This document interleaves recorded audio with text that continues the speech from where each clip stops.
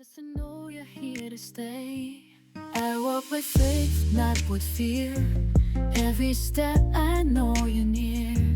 Through the doubt, through the rain, you're the calm inside the flame. Even when the night is long, your light leads me on. So I walk.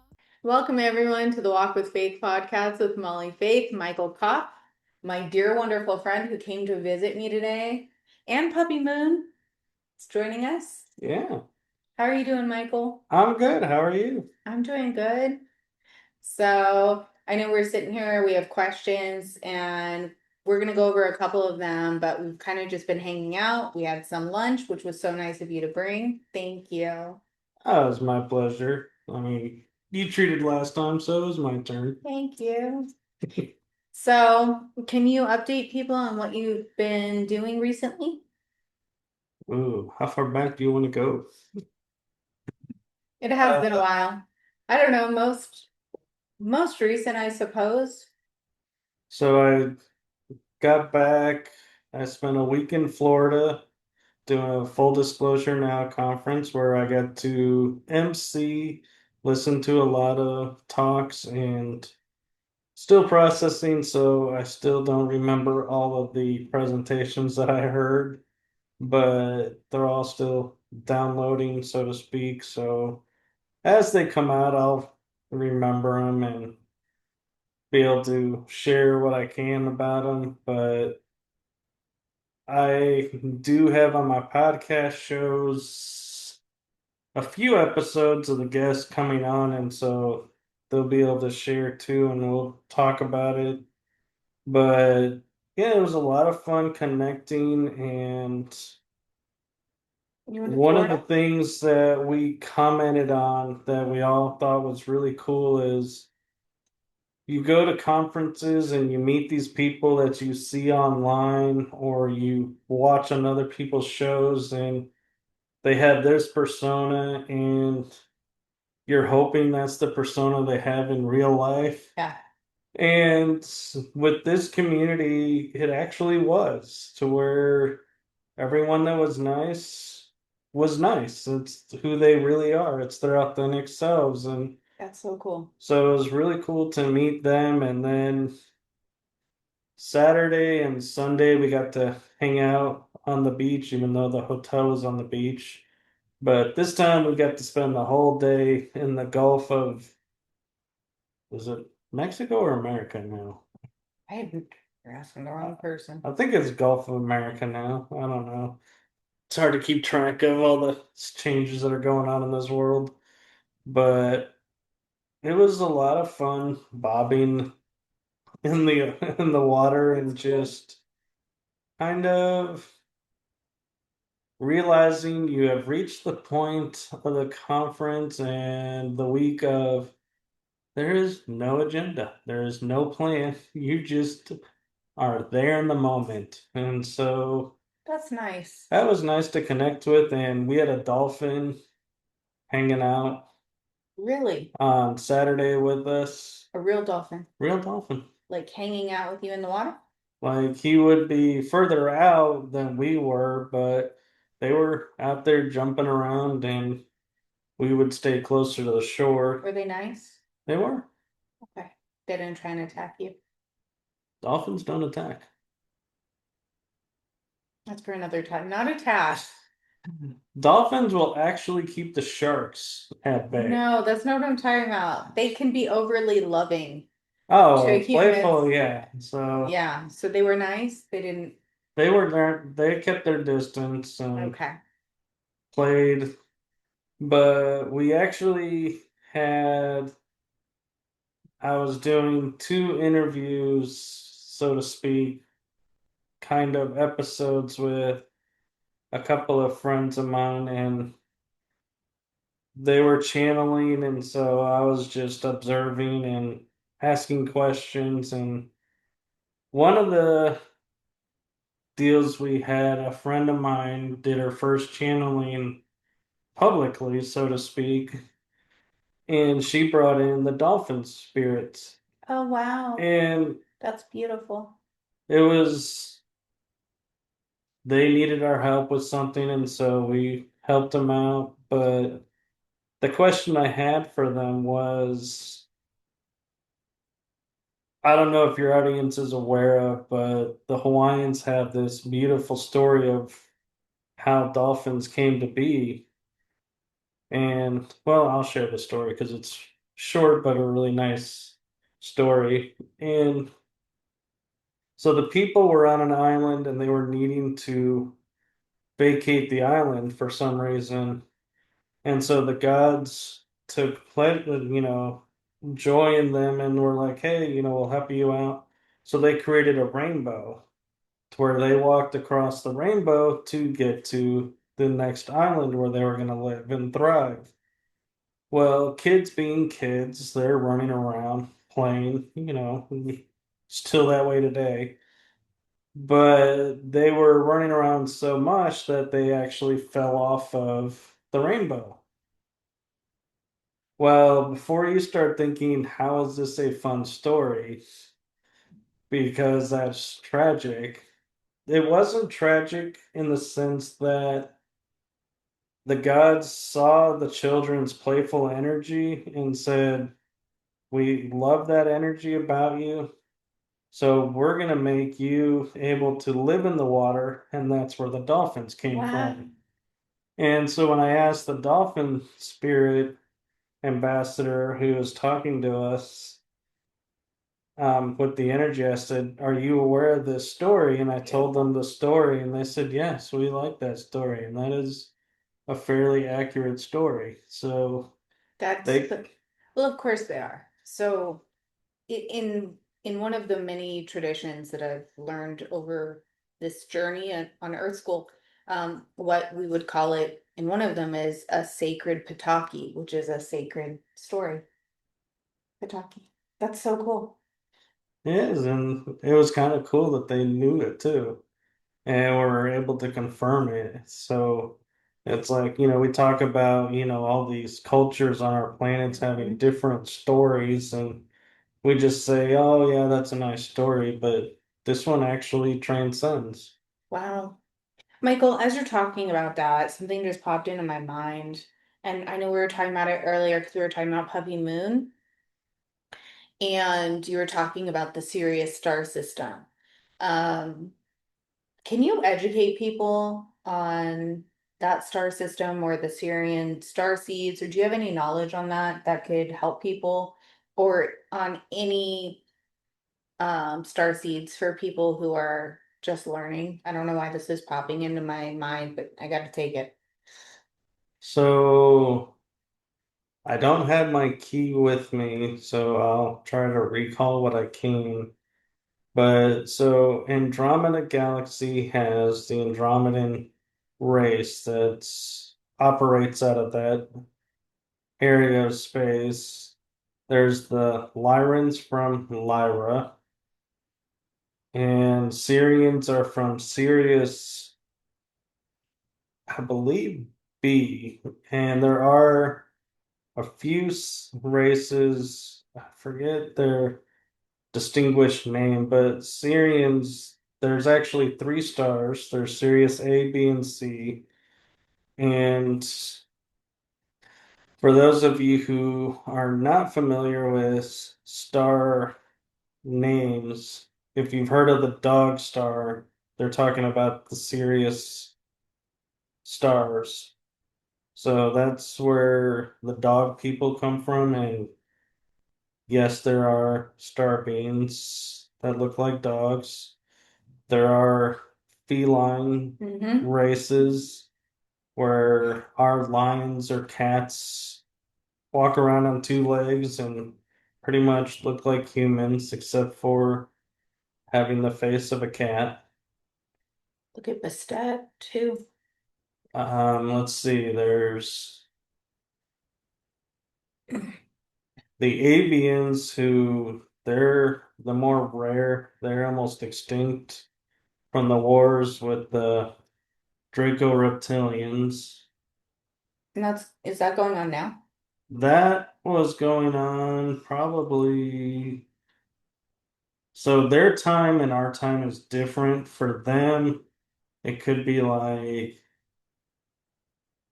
1,000 years ago, but on our time, it's like billions of years ago. Wow. And so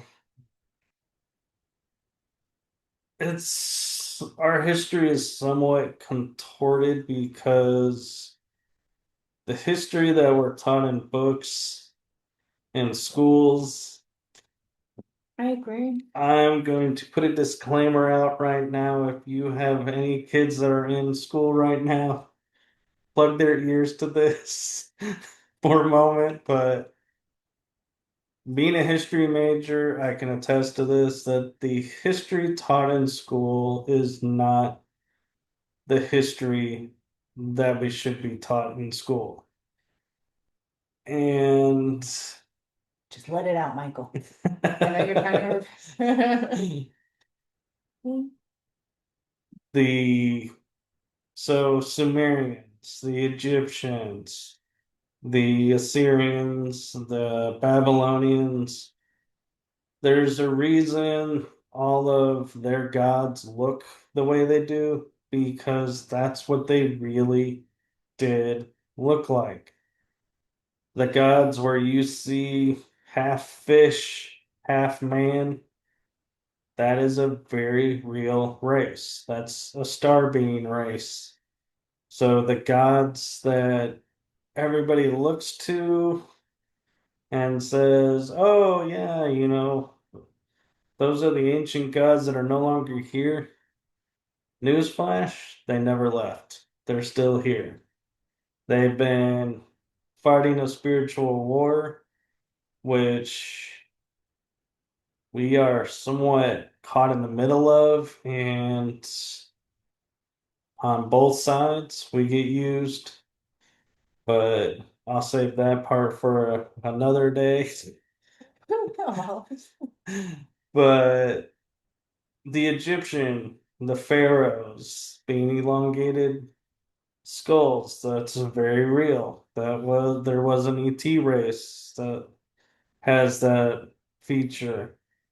And the reason the gods can do what they were doing is yes, they were actually from another planet and were here to help us and try to guide us on our way in some areas, and in other areas, I hate to say this, but we were their slaves. We were genetically created to work for them.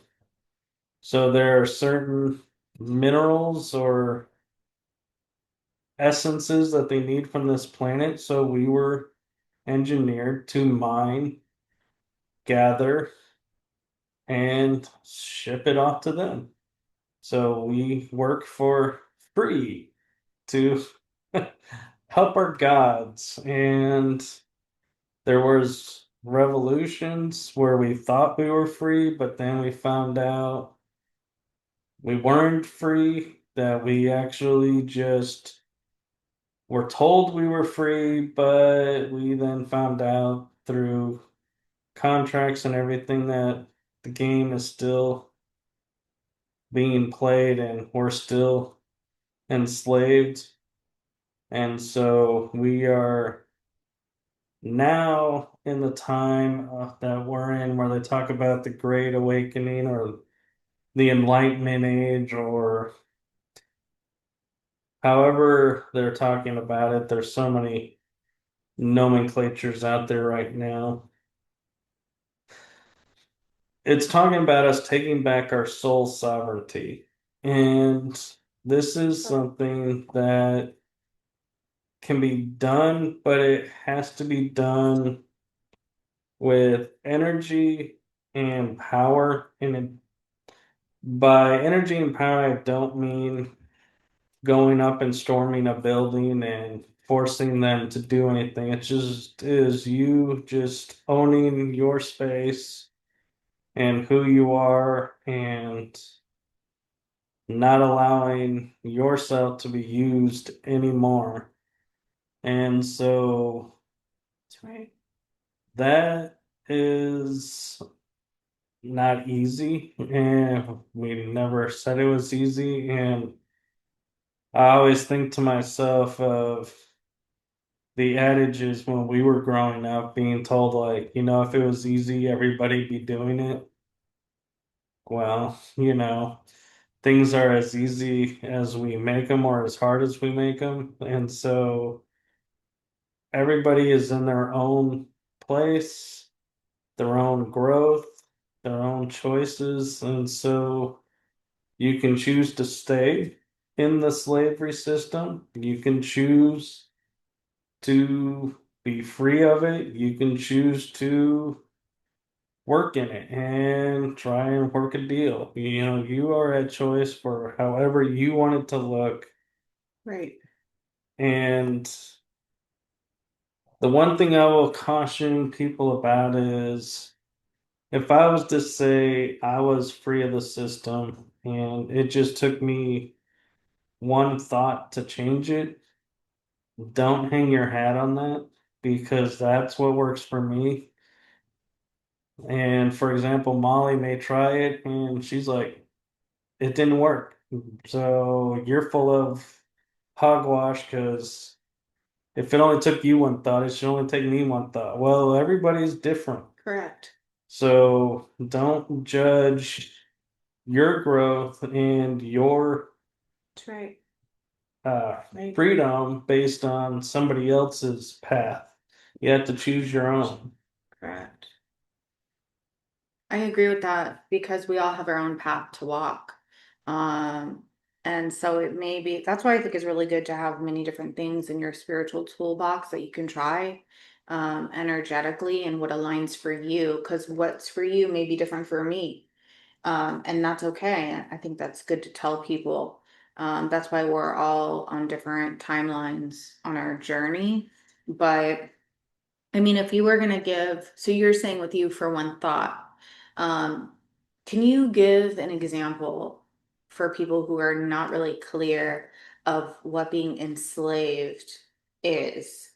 Like break it down a little bit and then also freeing yourself from that. And we talk about taking back our soul sovereignty, right? So if we could just break it up a little bit for people. So enslaved looks like everything you do in life is struggle. You're in constant fear of something. Everything, around you, you are like either in fear of or you lack self-confidence. You're basically dwelling in the what I call the low vibrational energies of yourself. You don't think highly of yourself, you isolate yourself, you have little worth to yourself, and you're like, feel like your life is just working for somebody else. That's actually true on so many I was levels. just gonna say, wow. And so that's the enslavement that they teach us and force upon us. And by they, I mean the powers that be, society, everything, religions, everything on our world is designed to create a script that plays out in a certain way over and over and over. And if you check out and decide, I don't want to do this, and you leave on your own account, you're born right back into it. They have a system for that. And What do you mean check out? Say it nicely, because I think I know what you're talking about. so if you take your life, so to There you go. speak, I knew what you and you think, okay, I'm going to be free, be born into a new life, I don't have to deal with this. Guess again, because the forces that are putting this system in play, I was talking with someone and we were talking about reincarnation, and they go and pointed out we are supposed to learn, grow, move on. Right. We don't do that. We learn, grow, learn, grow. We keep repeating. And what happens is in the reincarnation cycle, they have a vessel, so to speak, at the gate to the next dimension or the next place where you could go. And you are actually intercepted, gathered, reborn. So you get to do it all over Thank again. you. I'm good. And people don't realize this is happening. So reincarnation, when we talk about being born over and over here on this planet, is actually a constructed trap designed to keep us here enslaved. Now, how you break free of this is through one, becoming aware of its existence, and two is start to live your life for what you want.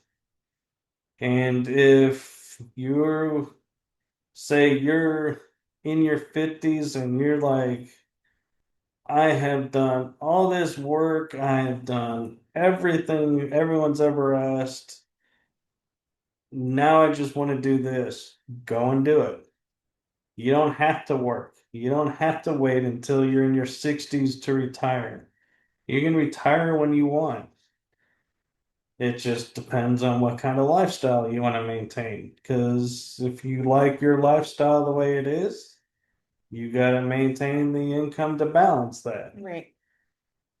So you can't sit there and go, oh, I love being able to travel and go do all of this, and I want to be free of the system, so I'm quitting my job and quitting this. Yeah, that's not gonna work. And then go, okay, I'm out of money, I can't travel anymore, but you said when I'm free, I can do what I want. Well, you still have to have Something. means to Right. balance the equation. It's all about So balance. what that looks like is, yes, you can quit your job, but you may find, for example, if you were, let's say, a car insurance adjuster for an insurance company, and you're like, I'm done with this. You retire. Well, you may be really good at photography, and so you start selling pictures Right. that you take, and and maybe you start working for a magazine or An art gallery. online place that sells, photography from people, and you're really good at it because of your other job. Well, you have in turn, you're still making money to do all the stuff you want to do and probably get contracts to travel to photography or Right. photograph, Yeah. all the But stuff. you're right. Exactly. Yeah. So it balances out, but you're not enslaved doing work you don't want to do. So that's the difference is you're going to switch from doing what you have to do for someone else to doing what you want to do. That you actually love. And still get to travel. Right. Well, you still get to do whatever you want to do. Yeah. If you want to travel or if you want to sit at home and do nothing, Are you leaving? that is totally fine. Yeah. And the whole purpose of the freeing yourself is you're getting back your sovereign rights of being who you are, doing what you want to do, and also your sovereign ability of just to be. So that looks like whatever you feel called that it looks like. Nobody can determine that for you. And that's the part where I think a lot of people proclaim their sovereignty and proclaim their freedom, but they don't know what the freedom looks like. So they get trapped because they're relying on somebody else to tell them this is what your freedom looks like. So this is what you're going to do now. Doesn't work that way. Your true freedom comes from you deciding what you want to do, where your passion lies, and following that passion without fear.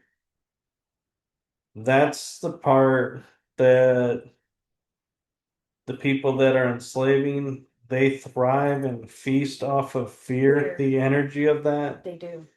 And so,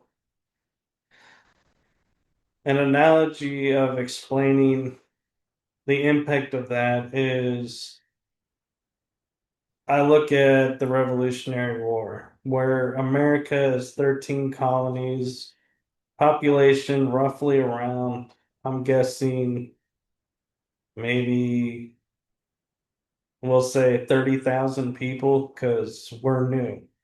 There's not a lot, we don't have metropolises, they're just small village towns around and no mass transportation. So you have rural, you have small towns, villages. So we're not a very populous area yet. And then you look at Britain, who has colonies around the world, population that's probably close to, say, 100,000 to probably 800,000. So they have men to send. So they can send armies of thousands of people overseas to fight, where we have hundreds to a few thousand people to send because we don't have the numbers that they have. So this is where what happens in this war impacts on a universal scale. We had less than 1% of all the populations fighting for a cause known as freedom from tyranny, and we toppled the empire. And yes, we got help from France, but France was not backing America until we proved we could do it.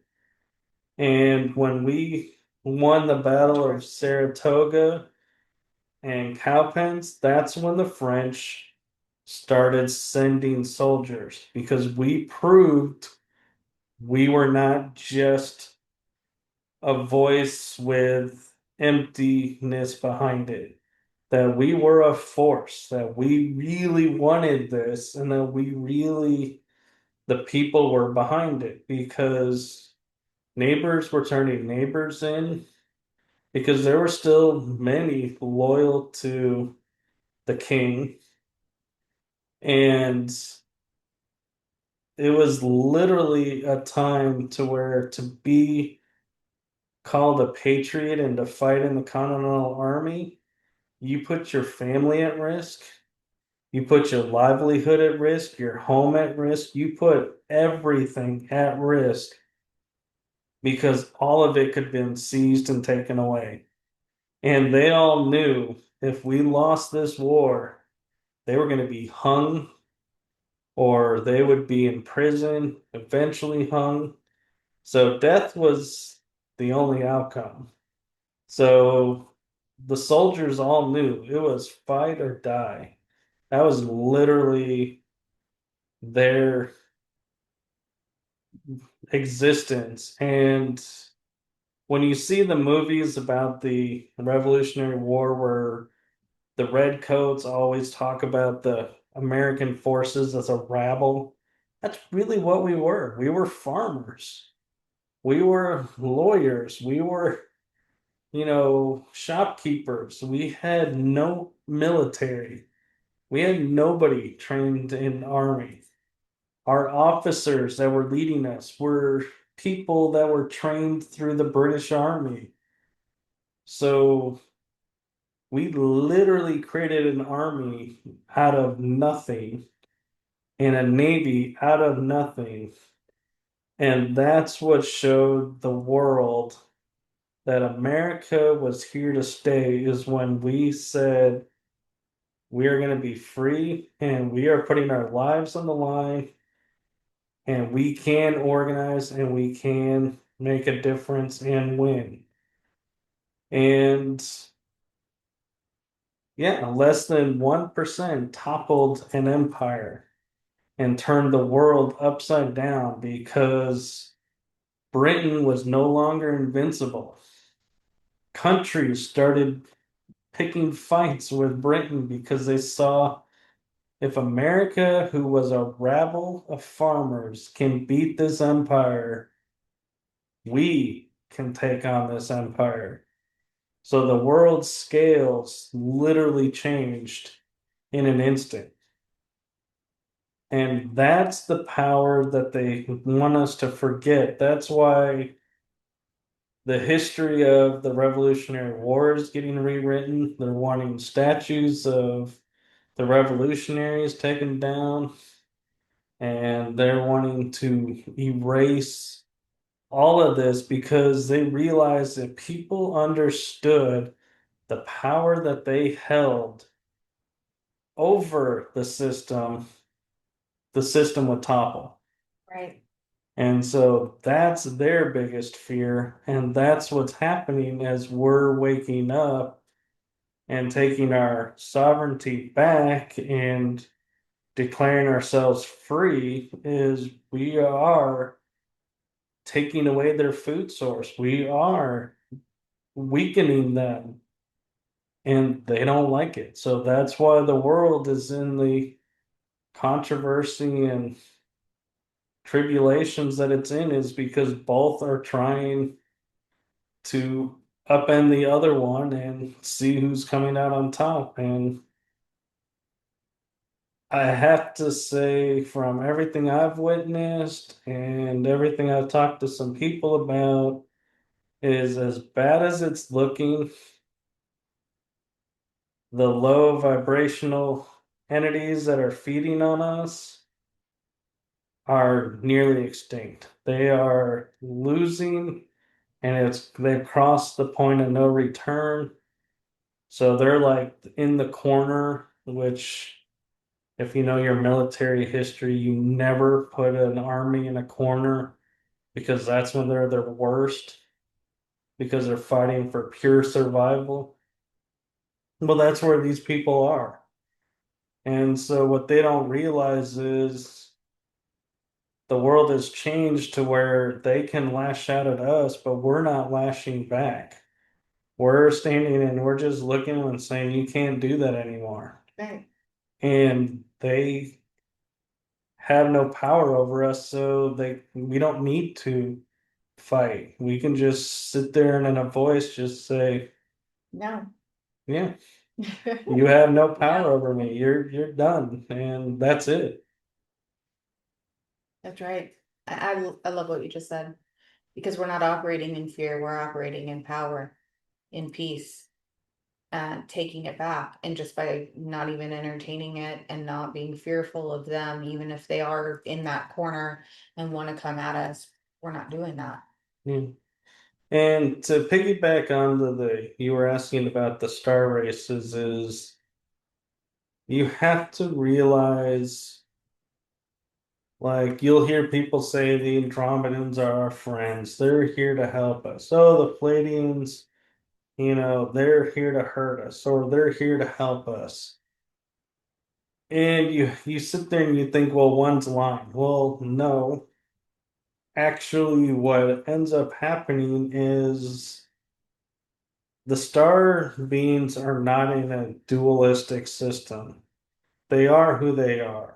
And star beings don't have emotions like we have. They're more of a kind of, well, I wasn't wanting to do this, but I have to. I get what you're saying. So if you're into Star Trek, they're the Vulcans. Star races are really like the Vulcans, where they have no emotions, they're pure logic. They operate under, what is this going to gain for us? How is this going to hurt us?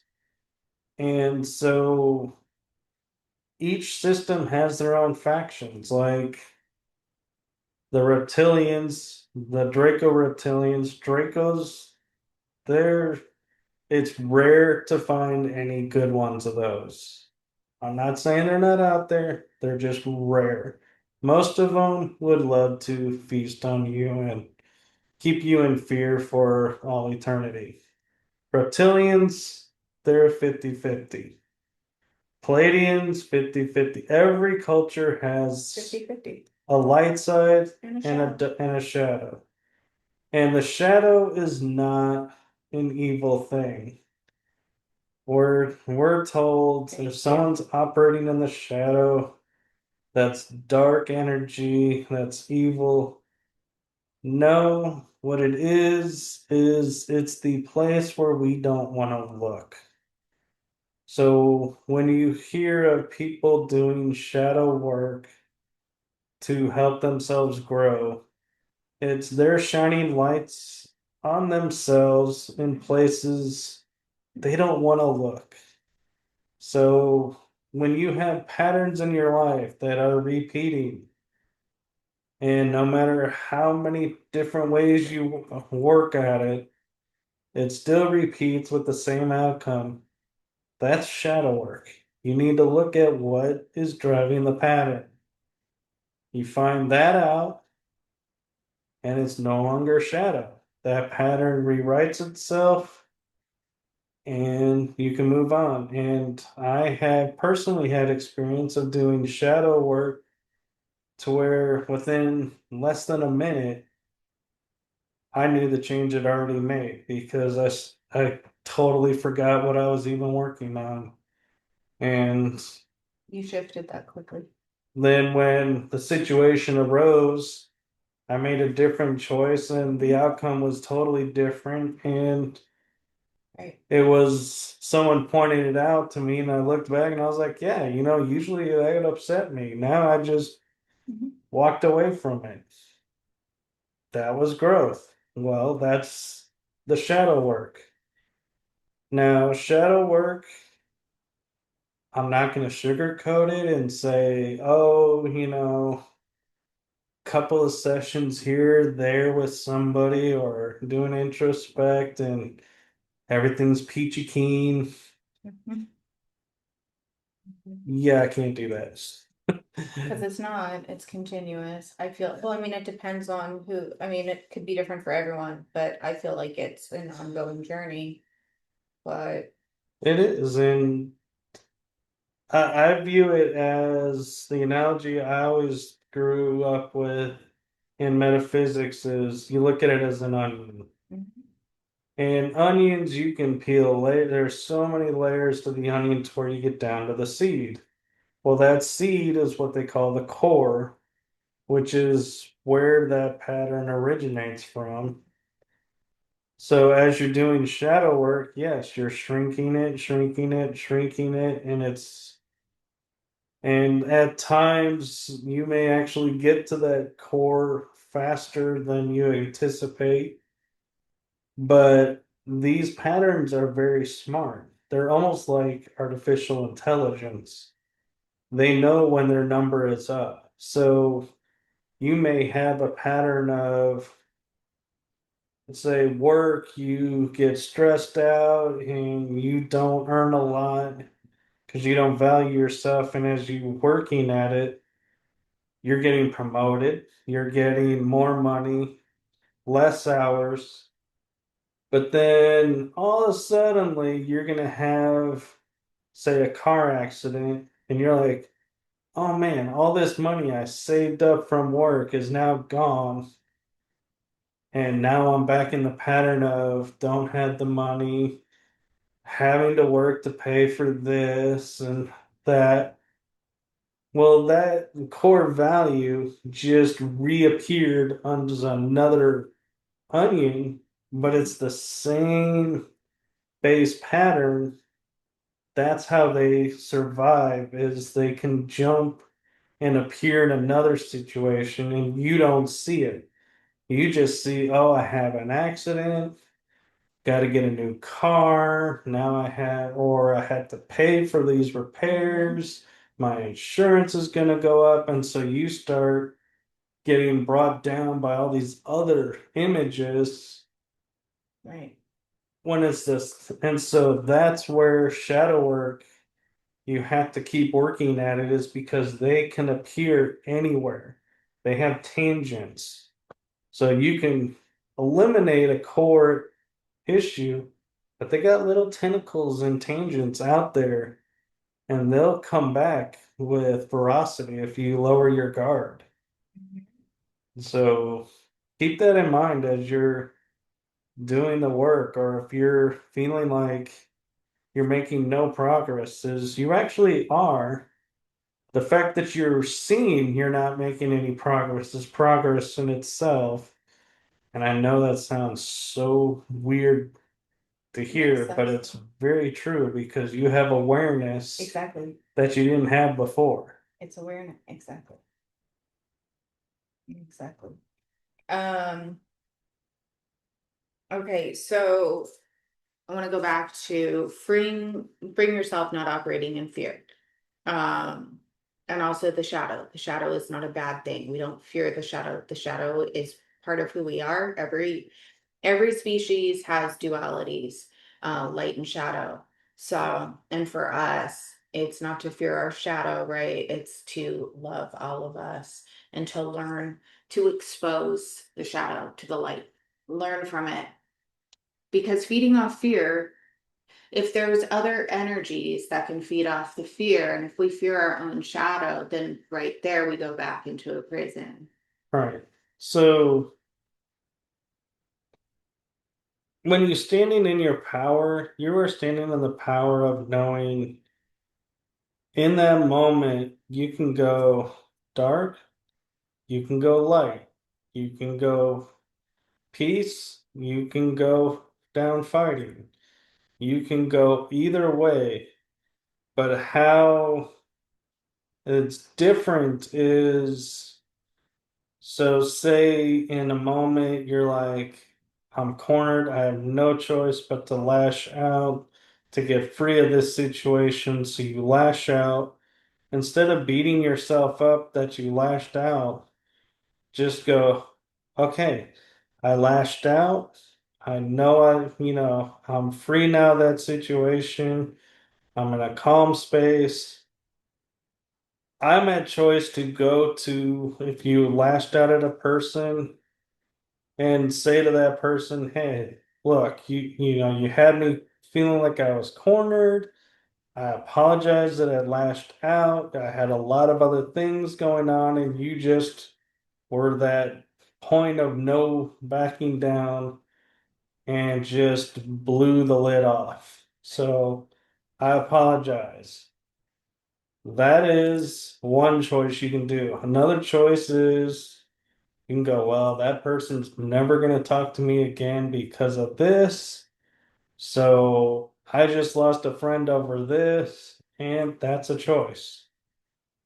Both are acceptable choices, but any choice we make, and this is the important thing of growth, is every choice is a fluid, in motion emotion. And the reason I say it that way is it can always change.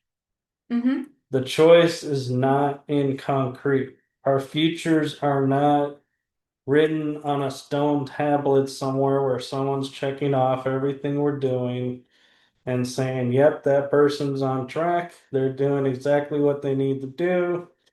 We're good there. We can leave them alone. Let's focus on this person. Doesn't exist. Everything we do, every moment, choices are made, choices are changed. One way to look at it is we are a pivot point of a compass, and the compass can spin around wherever it wants to point to, and it may point north, in which case you go north. Well, you may take two steps and be like, you know what? I'm not feeling north anymore. Well, you can turn and go west or east, or you can turn around and go south. Or you can even do as the Navy and the sailors used to do. You can go northwest or northwest. There's everybody has these multitude of directions that you can go. And you can find yourself walking around in a circle, which is totally fine. As long as you don't sit there and go in a circle for your entire lifetime, in which case I would challenge you to say, maybe make a choice that gets you out of the circle and maybe go off somewhere else and experience something else. But that's again your choice. So if you're having fun living in this little circle, stay there. And our purpose is to evolve and grow, right? And create some of our purposes. So if we're staying in a hamster wheel and not growing and just round and round and round and round, like you're saying, I challenge you to make a decision to move forward, take another step that'll shift things a bit. So that's true. And the awareness that goes with that, I find from my own experiences, everybody gets caught up in the bliss and synopsis where you're doing something that's making you happy. Everything in your life is flowing well. You have everybody is getting along. Life is in essence perfect. You got job is great. You're getting promoted, you're making more money, you're enjoying it, you're working less hours, you have your family, you have your car's doing well, you're able to travel if you want to travel, your family's getting along, your friends, you have time for them, you got time for everything. So you're in this circle and you're thinking everything's great. Well, the illusion is, yeah, everything is great, but there is something missing.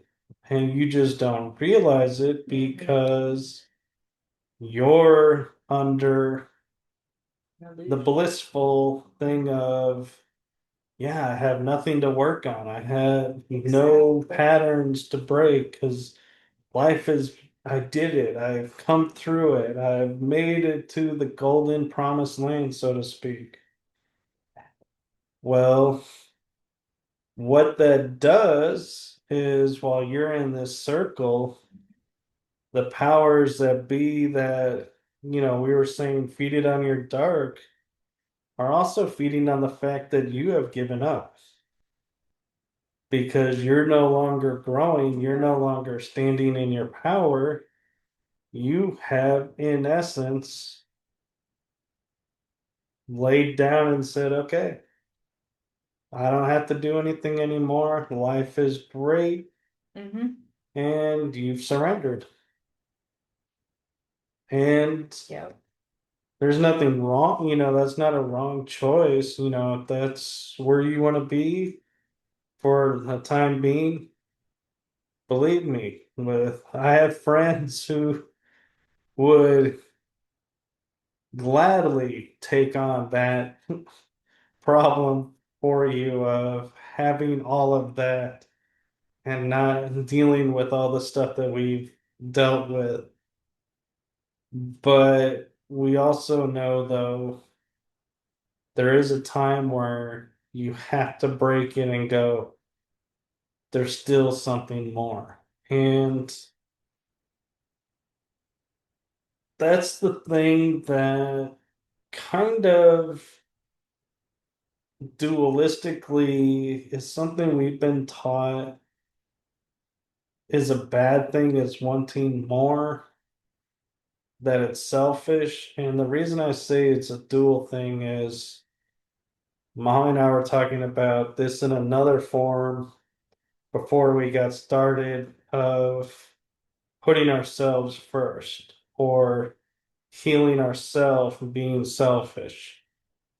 And I was reminded her, and I was reminded that when the first doctors appeared on this planet, their first rule was heal thyself, and then it was do no harm to others, and then it was take care of those around you. Use your gift to help people. Well, somewhere along the lines in history, society made us believe in taking care of ourselves first was selfish, and that we needed to take care of others first. So you will see healers and mediums and energy workers who are draining themselves and getting sick or just being drained and going, I can't do it anymore. I just can't. Well, the reason is because they're not taking care of themselves. They had put everybody else first. And the ironic thing is, I had just recently taken a flight to Florida, and I kind of was like, I had to do a double take and listen when they were talking about what happens when the oxygen masks fall. I was just thinking this. They actually tell you to put Put yours on first and then your kids and everybody around you. That's right. Well, isn't that selfish to put your mask on first before helping somebody else with theirs? Apparently not, because that's the standard for flying, is you put yourself first to help others. Why is it okay on an airplane, but not in real life or other aspects of your life? Exactly. True. But at the same time, though, we are not saying to do everything for yourself and, take advantage of others by helping yourself. No, that's not what we're saying. Taking care of yourself means if you need to eat breakfast in the morning, you schedule appointments after breakfast. If you need an hour lunch and a break, schedule your appointments accordingly. Give yourself an hour to eat and to take a break. Eat dinner, or go maybe eat dinner and watch a movie. That's a 3 hour window, given what type of movie you're watching. Well, those 3 hours plus so that's 5 hours, so to speak, maybe out of a day of 24 hours. I don't think, in my personal opinion, the world or your clients are going to collapse and die because you took 5 hours to recharge yourself and to do what you needed to do for yourself. In fact, I think you'll end up with more clients because they'll see you taking care of yourself and go, well, if that person's taking care of themselves, then yeah, they're definitely going to take care of me. And so that's my opinion on that is I agree with you completely.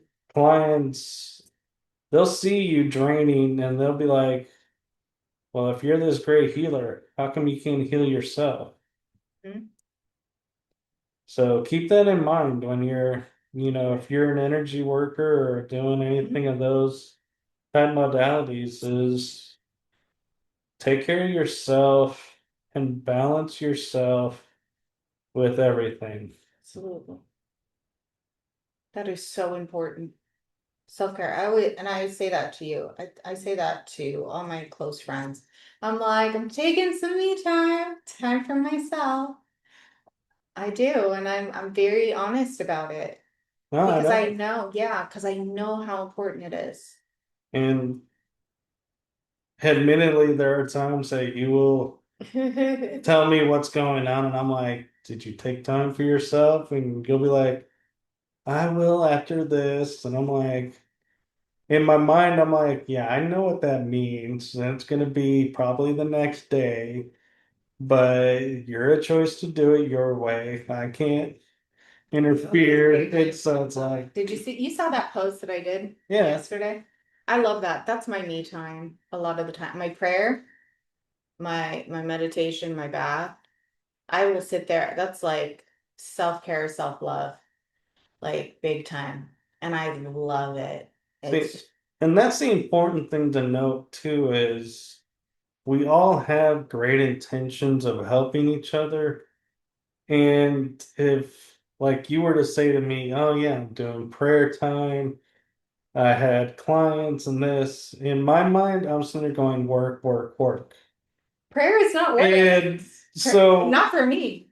I love yeah, it. so, Maybe for but you, that's what Michael. I'm meaning is my mind may see it as Yeah. work, work, work, and I'm like, where's the me time? I Where you're know. looking at it going, work, work, 2 hours of me time, but we don't know each other's me Me time. time. Everyone has their different me time. So that's where we have to be cautious of overstepping and saying, why aren't you taking me time? I'm like, wait. And judging what people are doing because Right. what one person does to relax may seem like work to somebody else or seem like Right. that's not really, relaxing, Mhm. even though it is in a way. But so that's where I caution when people call themselves experts or say that this is the way to do something It could be different for everyone. because that's what worked for them doesn't mean it works for somebody else. Exactly. I love that so much. It is so important just to have a wide range to see what works for you. Like what you said, like when I go, and you've been in there, when I go in my altar room to pray, like I have my pillow, my mat, I had my blankie, and I'm sitting there and I create or I rest or I pray or I meditate, and it's so fulfilling for me. But I love what you said for you. You're like, wait, Molly, where's your rest? Where's your me time? I'm like, no, Michael, that is. It's like so rejuvenating for me. And I'm listening to music that I love or, taking time but you're right. It could be different for everybody. It's just what really works for them, I feel like, on a soul level and in their heart space. Like what really makes you feel good and recharges you. I don't know if it was on this show or another show, but we even dove into yeah, shouldn't have had that water. It's messing with my voice. The water.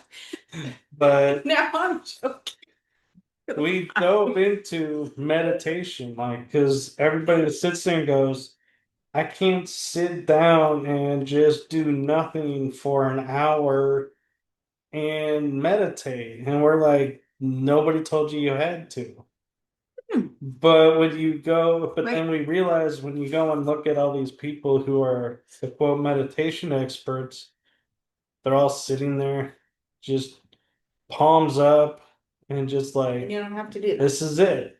And it's like, You don't have to do that. we were talking about it, and I said, I like to be in the kitchen, and when I'm cooking, I don't follow recipes, and I just get in the zone, and the food comes out, and they're like, "That's your meditation." Exactly. It is. And or being on a show for me is like a meditation because I'm listening, reacting, but I'm just sitting there, focused in the moment of what's going on around me.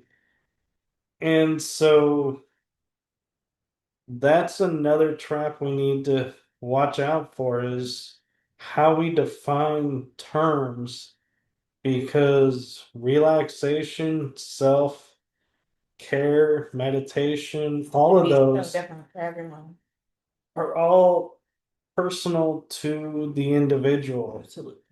And yes, you can find a group that, you have fun with and you all do the same thing and that's meditative to you. Great. We're not telling you have to do it alone. You can do it in a group. You can do it online. You can do it in Just person. whatever works for you. You can do it. There's multitude of ways. It's not defined that way, so we don't think of it that way. And it kind of takes me back to I always laugh when people will tell me they've never had a paranormal experience. So Yes. paranormal is something that's unexplained. That's how I view it and define it. So my viewpoint is different from others, and that's okay. But I will say to somebody, have you ever walked in a room and smelled a flower when there's no flowers around? And they go, yeah. I'm like, that's a paranormal experience. Or have you ever felt someone's presence being around that's not there? That's a paranormal experience.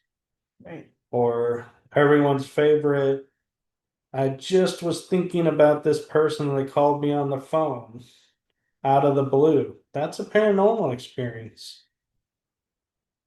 So the paranormal doesn't mean it's isolated to dealing with spirits or portals or different um, beings out there, I'll call them, or being at a location. It is anytime you've ever had an experience you cannot explain, that's a paranormal experience, and it doesn't make it less important. It just means you have to find people around you that you can talk to about this that experience it as well. Because I can tell you from lifetime of experience, you go up to somebody and you say, man, I smelt a flower that doesn't exist in this region. That's one of my ancestors or grandparents loved having around. They're going to think you're nuts because you're smelling something that's not there, that doesn't happen. And so, yeah, you can end up being mocked or teased for experiences.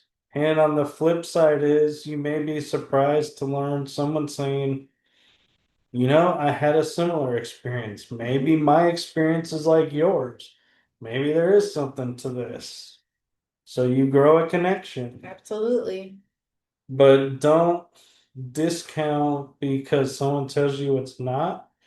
Don't discount it because your experience is your experience. And the only person that can tell you if it's real or not is you. That's right. I've had those experiences. I have them a lot. You're all laughing. Of course I did. No, it's like, oh, hey, preaching to the choir on that I one. know, exactly. I have those experiences quite often. So not weird for me. Definitely a part of that tribe. Um, I think it's beautiful. I think it's beautiful. Yeah. Let's see. Kind of jokingly, she had a list of questions for me, so We're I'll doing this just very kind of casual, guys. looking to see which questions I've already answered. Didn't didn't think we would get to a lot of these, but I think we have actually. No. Ooh, let's do this one. Okay, what is it? 10. What's I'm the host and I'm asking him what the question is. Do you guys like that? Yeah, my hosting skills come out sometimes. But what's something you no longer tolerate now that you know your value? That is actually something that's really kind of a touchy subject because if something's miscommunicated, it can lead to one outcome, to where if you know the intention and the intention is there, it leads to another one. But I would say one thing that I don't tolerate is when people come up to me and look at me and judge my life based on what they see in front of them and say, this is what you need to do to fix this. I can help you fix this, this, and this. And I kind of get step back and I kind of get the viewpoint of who are you to tell me what is right and wrong in my body and my life when you have just walked up to me and didn't even really say hello and who you are. You just laid out this like almost like insulting Did this happen to you? agenda. It actually happened to me twice.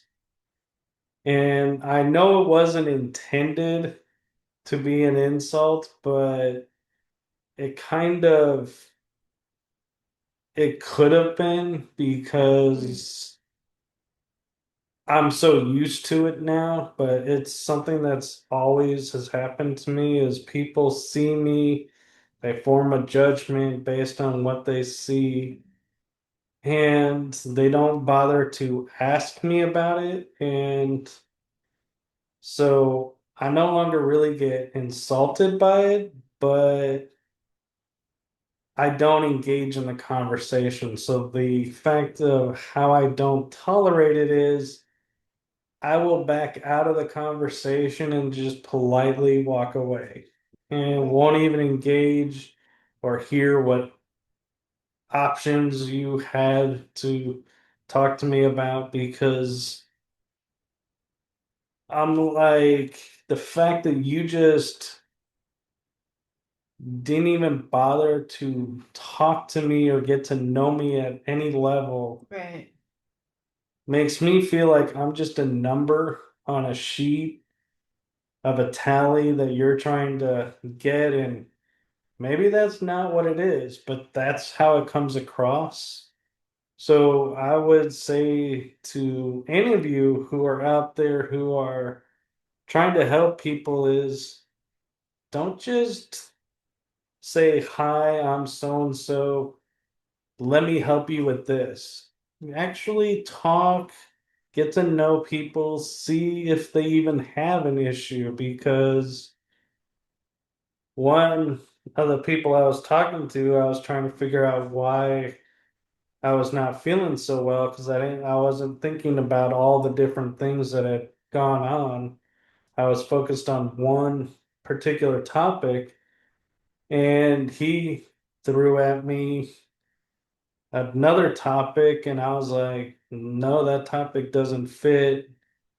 And his heart was in the right place and he even worded it in the heart place and everything. And I was like, well, I just had blood work done before I went to the conference and there was, my blood work came back perfect. And they were like, well, then you don't have to worry about that. But still, we appreciate you, you're taking care of yourself. And it's like, yeah. And so be careful of the judgments that you put on people without, as the indigenous would say, without walking through their shoes. Because you may have assumptions that are so far from reality. And one of the things is a lot of people look at me and I'm used to it and they go, well, there's an overweight person. Well, actuality is I'm not. But what people don't realize is if you look at my legs, if I go to get a BMI test done, they can't even pinch my legs. There's not enough fat to grab on my leg. There's not enough fat to grab on my arms or my upper chest. It's all in one spot. So, in essence, where a normal, I guess you could say, person's body is the fat is diversified. Mine is collected in one spot. So I give the appearance of being overweight. I'm actually not. I am the right weight for my height. It just doesn't look it at first glance. But if you get to talking to me and learn, yeah, I have really strong muscular legs, muscular arms, and a broad chest that's, muscular, even though I don't show muscles, they're very tightly in there. Then you would be like, well, he's doing right. I think it's all perception. Yeah. Like it's gonna look different for everybody too. Like, yeah, it's perception. So, I just saw something on a girl was talking and she actually used her nose as the example. And she like pointed it out and it was a larger nose. And she's like, everyone says that my nose is extra large and it's not normal and it's this. And she goes, I'm gonna use this as an example. This is my nose from my ancestors, and it's perfect for me and my body. Because society or judgment, or because other people, like what they're perceiving, isn't ideal or standard, that does not mean that it's a giant nose. It's perfect for me. So everyone has their own perception. I thought it was really beautiful because we shouldn't be placing judgment. Everyone has something about them that is going to be unique. Our uniqueness is, and our authenticity and vulnerability are what makes us so beautiful. Yeah, and what that reminds me of is I was talking with some friends about religion, and yeah, you know me, I don't delve in this topic very often, but when I do, I have fun with it. And what we were discussing was, you know, how, there's one God, and I was like, there can't be one God. And they looked at me and they were like, how can you say that? I'm like, well, does the book not say, and by book I mean the Bible, we are all created in God's image? And they go, yeah. I'm like, well, you have a black man over here, a red man over here, an Asian man here. We all have these different looks, male, female. Well, if we're all the image of one God, how does that God have all these different views? How can we be? There has to be more than one. And it has to be male and female.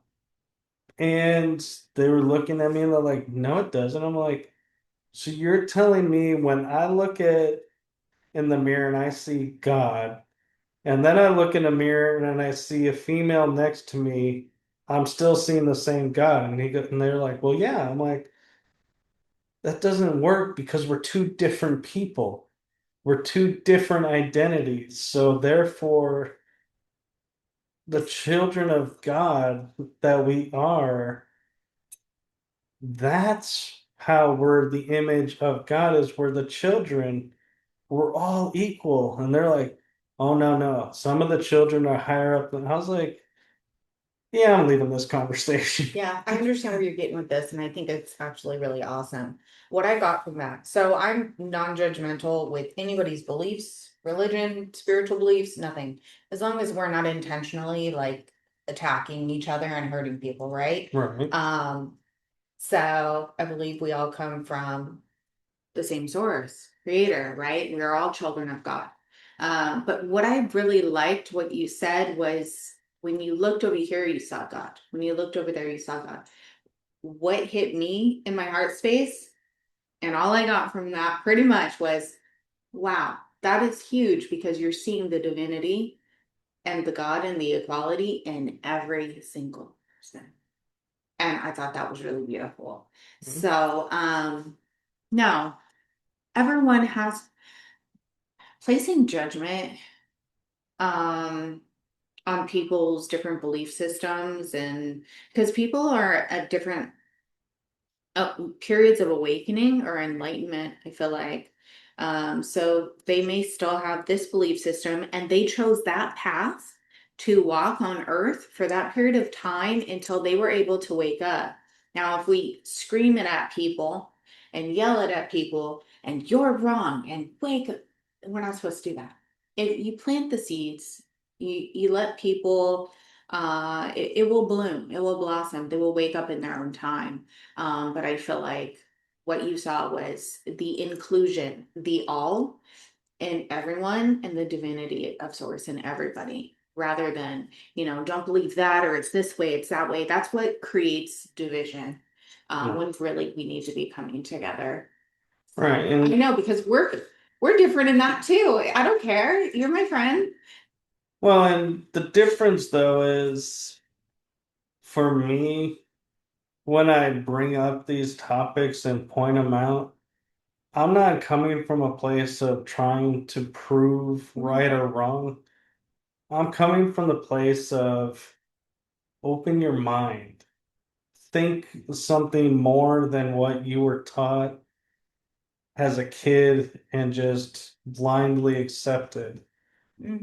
And so that's the goal. And so I'm not saying, there's one God or many gods. It's up to the individual.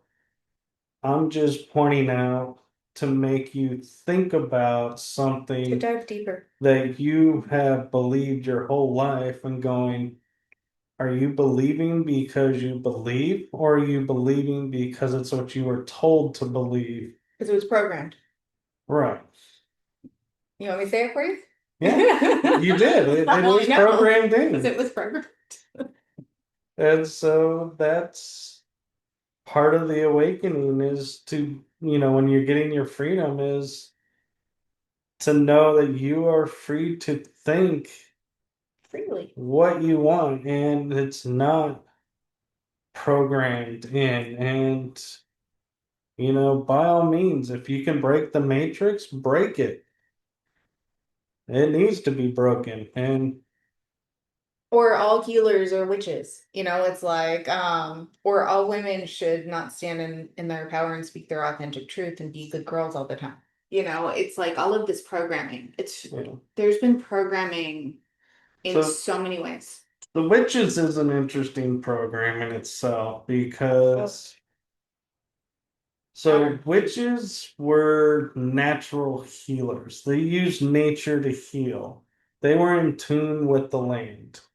That is a really beautiful thing that we had lost because of mainstream religion coming in and saying that goes against our belief of having an outside source having to do this.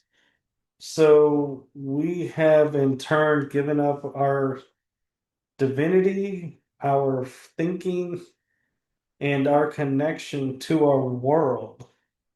And there is an adage that in the 1700s, 1800s, and before, of if you were ever sick, the remedy was within 100 feet of where you were. They knew it. They knew what to go get. They knew how to heal, how to use the land. And use their And intuition. we don't anymore. And well, some of us do. I will admit that. But when it came down to the witchery aspect of it is, as we pointed out earlier with the star beings, there are the same thing with the witches. There are some witches who really should be with a B instead of a W because they have malintent and that's what's driving them. What's a W? Wait, With a B instead of a W. Oh, well, that went over my head. Well, what?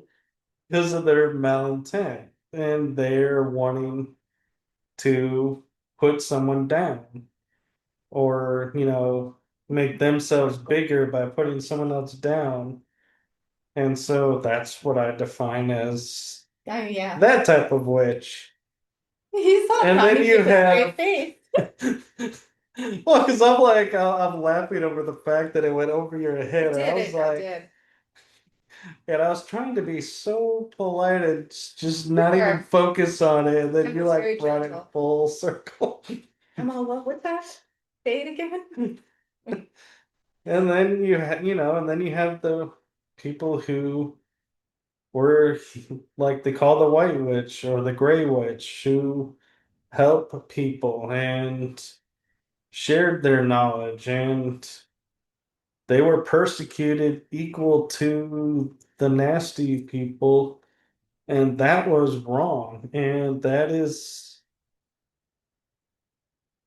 I hate, I can only put it in this way, and I know it sounds horrible, but it's true, is it showed the ignorance of humanity that we would judge everything based on one.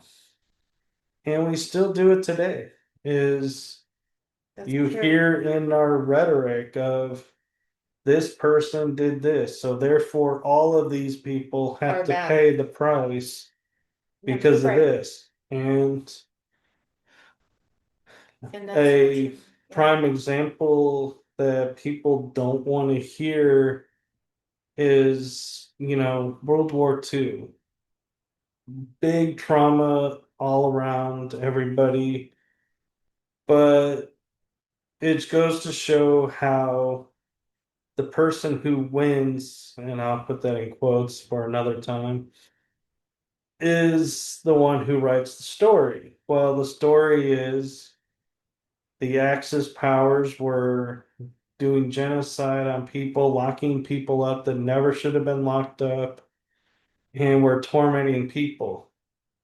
Well, since US quote won the war, you don't hear much about how the German Americans were put into camps because they were born in Germany and had German heritage. Japanese Americans were rounded up and put in camps because of their heritage. They never did anything to warrant being locked up. Their only crime was being of that culture What is that? or Oh. distinction. Oh, nothing. Scary. And we all sit there and say Germany was evil because they put these people in these camps and did all these crimes to But them. not all Germans. I have German heritage too. Yeah, I have Russian. Yeah, we have many. but I mean, and it kind of, I just want to point out the programming of we don't look at our own crimes and mistreatment of people because we can put the blame on somebody else and say theirs was worse. And that's not really okay to do because crime is crime. And the other thing that comes of that, though, is people's views of justice. So this is historically is something that energetically is something that is so misused and so misconstrued and has kind of whittled down even the energy of it. And what I mean by that is, and I know there's a lot of people don't like hearing this, but it's a truth that unfortunately exists. And reparations for crimes are done unto the people the crimes were committed against. So if I claiming German heritage, I can't go up to the American government and say, you interned German people in camps, so you owe me reparations for that because you harmed us. I was not harmed. My family was not harmed by that. So therefore, I am due nothing. There is no justice about it. Do I get to be upset that my people that I have ancestry with were mistreated? Yes, but that's where it ends. And I can't take any action or energy beyond that because then I'm taking on karma that's not mine. Whereas when you see people and you hear them say, oh, these people were wiped out in this attack, and these are my people, and we need to be paid for this. You are not done anything to. You are belittling their sacrifice and the energy they gave in that event. In actuality, you are claiming something that's not yours. So that is karma. So you're taking on the karma of that event. You're actually taking on both sides, Yeah, not I just get that. one. I get that. And it doesn't have to be a tax. It can be, the quote, mistreatment of people here in America where they were working on plantations. We had indentured servants, slaves, and other types of, criminals working on farms. Do generations later get paid for those people? No, because it wasn't done to you. That's really interesting. You're speaking of this because I just saw something on someone talking about their ancestors. There was a lot of crime done to, you just mentioned Germans, the Holocaust, you mentioned Japanese. I mean, it's happened to women, it's happened to it's Everybody. happened to everyone. It has happened to everyone at some point. But today, now where we are in our energy, trying to break free from that karmic cycle, it's about doing that inner work, freeing ourselves, not taking on the karma of that. But I just saw somebody literally go back that far back and was trying to bring it up again. Which what you're saying is so brilliant because it's like now you're taking on that karma. And creating division and hatred as well instead of unity. Well, and what's interesting too is when you look at, and I said I was going to go political, and this is as political as I'm going to Please get. do, because I don't do politics now. And so when we look at the political race, when we get the presidency, they're vying for who's who. One person will say, I'm getting more of these votes, and they call out a specific what's the word for it? I can't think of the word, but we'll say culture for the time being. Okay. The purpose of this is demographic. That's it, demographic. Okay. So they're like, I have more in this demographic than this person has done in years, and this party is done. But then this party turns around and says, well, these people want to enslave you.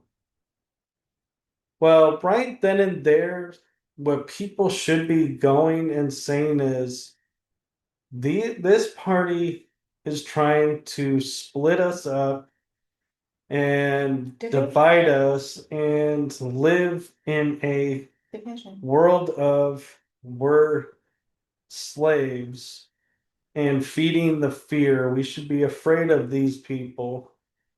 Where the other party is just saying, look, they're enjoying, supporting me and they're enjoying the growth that's coming and they're getting more benefits.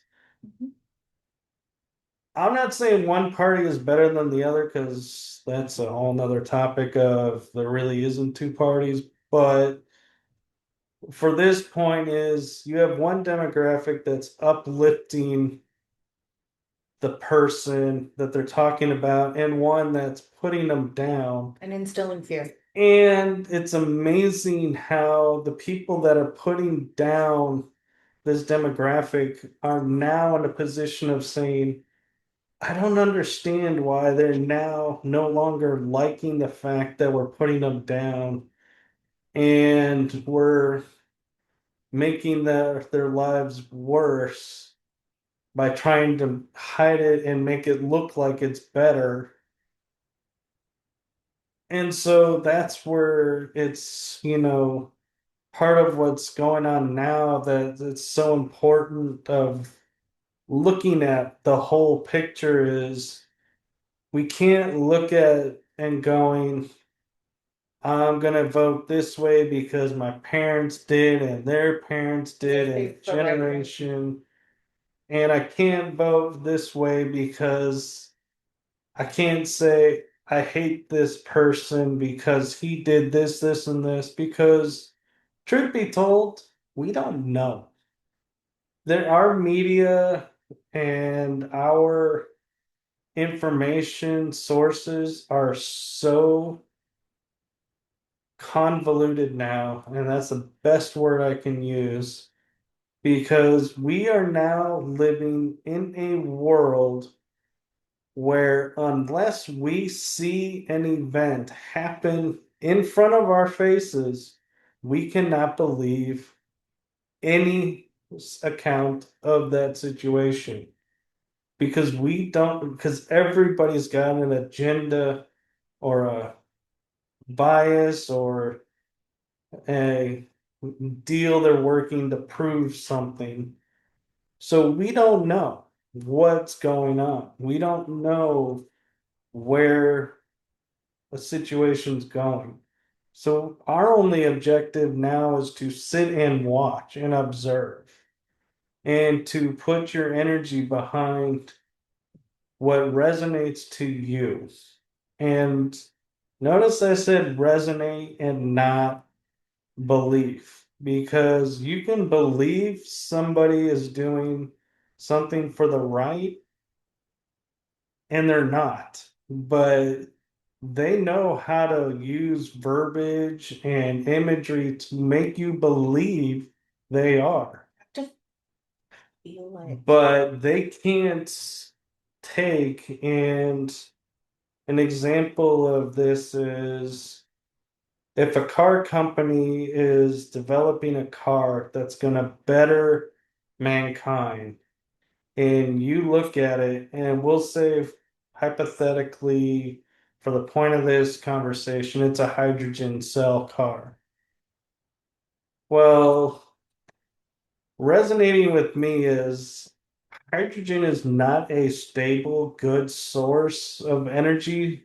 So I will not back that car dealership and I will not purchase that car.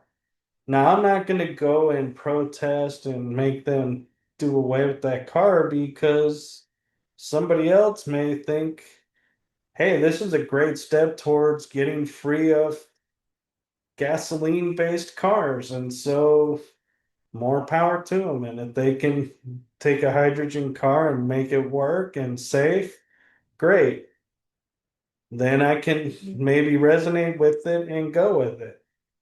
But if I don't believe it's safe, I'm not going to back it. And my resonance is something that cannot be faltered or programmed to react a certain way. Just like when you were growing up, and you had certain people that you would hang out with, even though people would tell you not to, you would feel like they were a good person until they did something to you. So you trusted your resonance. That is what needs to happen now is trusting if guidance at that inner what cannot be corrupted. right. Right. Thank you, Michael, for all of that. I love Yeah. this. Yeah. So I think that we're gonna have to do another one. I don't even know how long we've been recording. I have no idea. Yeah. So is there anything else you want to leave with everyone before we say see you next time? Well, I could say, um, let's see, leave people with. Well, seeing as I don't know when next time will be, is I'll just put out my agenda for the rest of the year. Is I have introduced on one of my shows a new once a month mini gemstone reading. So if you ever get an opportunity, they're free. You just come on to the Writing Through the Unknown. It's right now, it's the first Wednesday at 11 o'clock in the morning Central Time. And we get to as many as we can. We can't guarantee everybody will get one. And let's see, I have a book that I am finishing the final editing to, and then I just need to put a cover on it. And actually, I probably need to write the back cover slip and figure out what and a dedication page. So I'm hoping to have that done by the end of the year. And the funny thing about me is I never do anything in order. So this was actually intended to be book two out of four books that I'm working on. And so I'm not sure if I'm going to release it as book two of four as it was intended, or change up the system and make it book one, but then it'll make what's supposed to be book one awkward. But yeah, we'll see. So just so you guys know, what I'm talking about is I wrote a book last year and then stepped away from it and broke it into four parts. So book one was supposed to be my generic story. Book two was my paranormal journey. Book three is my metaphysical journey. And book four was my esoteric or hidden journey of finding out who I am. And so I have written the paranormal book, and that's the one I'm editing now. And so that's why I say it would be awkward because it comes out before the basic me that's supposed to be Yeah. the brain job. So we'll see how that works. And that's the one. Ironically, that's the book I had the least written on, is the first book. The other books, I pretty much just need to take a bunch of experiences, do my little fine editing of taking one experience into another experience and make it fluid flow. Because how I originally wrote was just experience, experience, experience. I think that's gonna be so cool when you release those. It's gonna be very helpful to people. Yeah. And not to toot my own horn of being Toot a your horn. first time writer, but my friend that did the editing of the paranormal book wrote me and was like, wow, this is going to help so many people. Awesome. And this is such an amazing story. Your experiences are so incredible, and how you shared them and, explained them. And so I'm hoping, they're not just, I know they're not, but in the back of my head, it's like, yeah, it's an editor fluffing for praise, but No, I'm oh, sure they're gonna be great. You have a lot of really great she's a dear experiences. friend, and I know she wouldn't mislead me, and especially since she's having her name put in the dedication, I'm like, I'm excited and excited Yeah. to see what the cover will come of, because everybody that knows me knows. my artistic skills go so far, and Mhm. covers is not one of them. So yeah, we'll see what comes of that and how we're gonna title it. And That's exciting. so I have that going on, and I am in the works of, well, now I have 5 shows that I'm a part of or host, and there is a 6th show in the works. Oh my gosh, Michael, what I'm do you not sleep? sure. I know, right?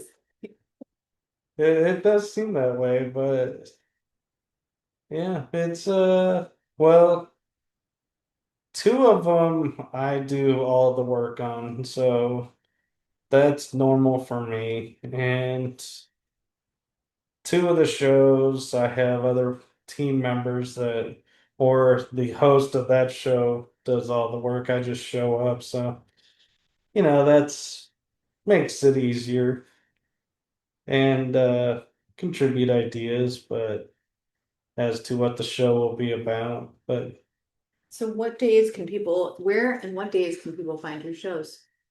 so Tuesdays, oh yes, and I shared with Molly, season 4 is coming in January. I am going to go and keep going with the shows. I gave myself to the end of this season to determine if I would or not keep going. I gave myself 3 years, and I decided last weekend to meet with my cousin to formalize what season 4 is going to look like. So, yes, we are going to continue for at least another season doing the shows.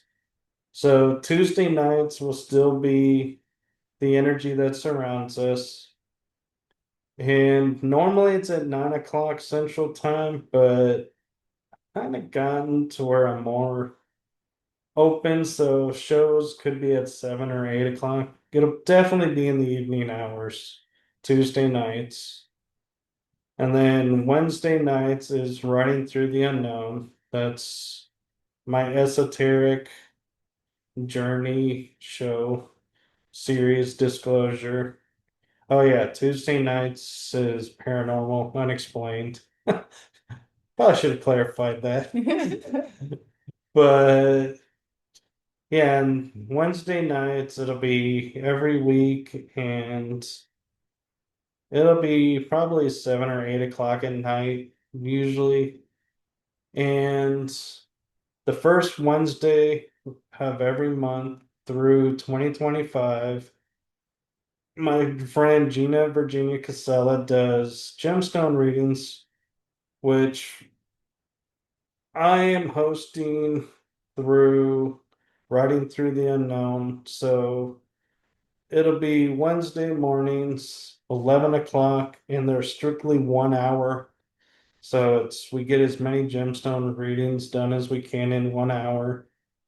And the first time we did it, we got 4 done. So that may be how many we get in. So it's recommended to be on time and to be alert in the chat room, because that's who gets the readings, is chat room, and you have to be somewhat active, so you can't pop in, drop something and then disappear. You actually have to participate a little bit, because she'll ask for validation on if something makes sense. So it's appreciated that you stick around for your bit if you can.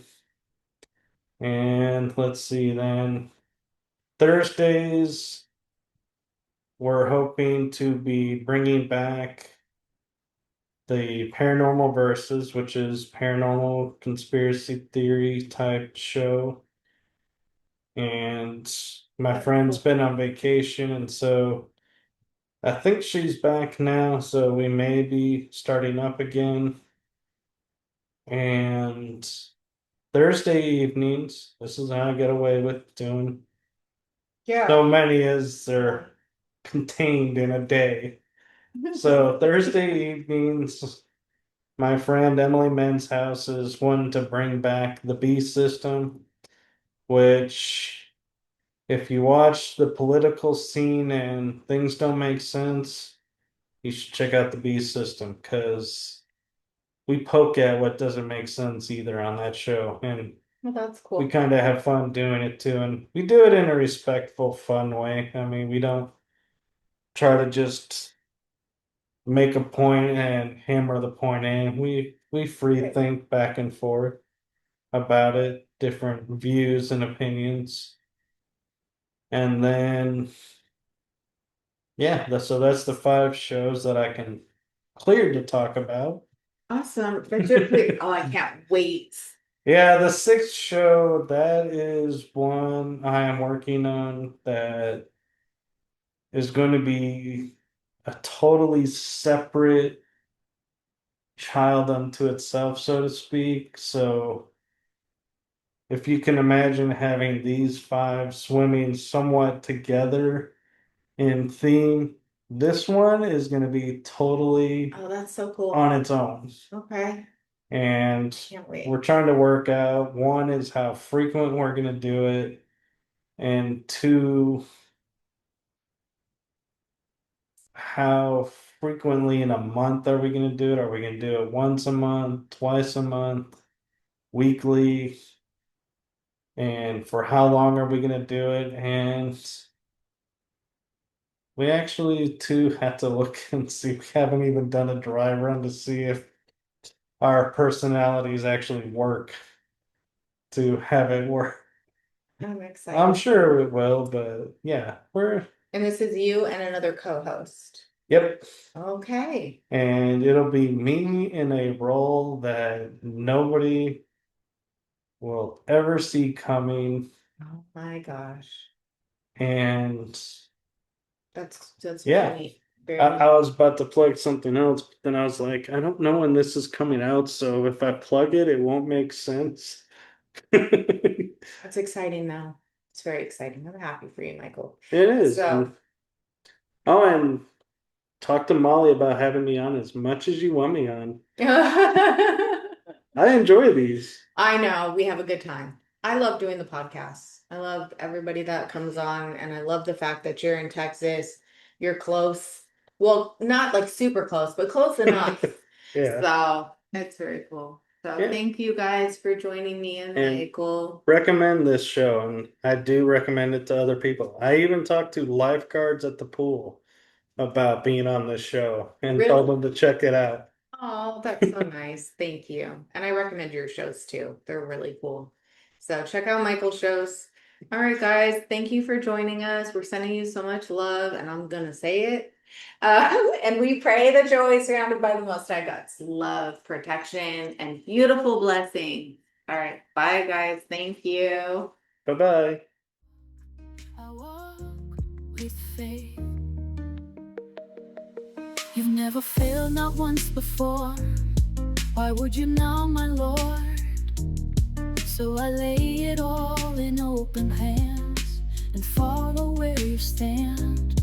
You're the breath inside my chest. I'll trust you with the rest. I walk with faith, not with fear. Every step